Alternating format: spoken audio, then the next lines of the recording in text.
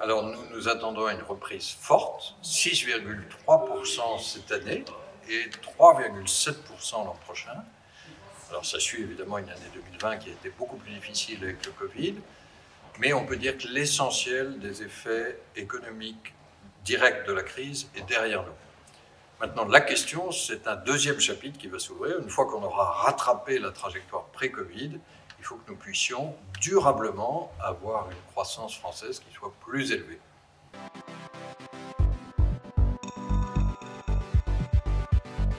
Il y aura certaines entreprises, bien sûr, auprès desquelles il faudra être présente, parce qu'une petite minorité d'entreprises a vu à la fois leur dette augmenter et leur trésorerie diminuer. Mais ce que nous voyons dans l'ensemble, et la Banque de France est présente auprès de centaines de milliers d'entreprises qu'elle évalue, c'est que les dispositifs publics ont été efficaces et la force de la reprise dont je parlais à l'instant a aidé ces entreprises à se trouver en situation meilleure qu'on ne le craignait il y a un an. Il n'y aura pas de mur de faillite.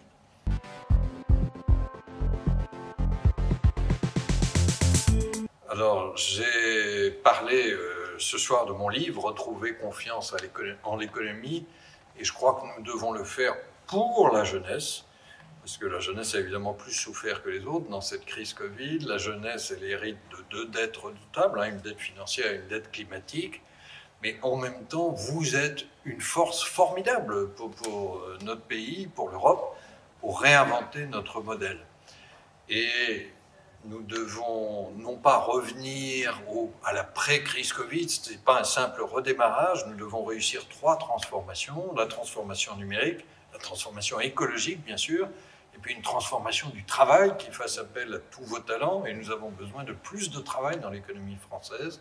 Donc ça, il faut qu'on le fasse avec vous, et il faut qu'on le fasse en répondant aux attentes, aux aspirations que vous portez, aux contestations quelquefois. Comment est-ce qu'on s'occupe de la planète? Comment est-ce qu'on a une économie qui est davantage juste? Et comment est-ce qu'on a un comportement des entreprises qui est davantage éthique? Je crois que c'est possible, mais il faut qu'on le fasse pour vous et avec vous. Merci beaucoup.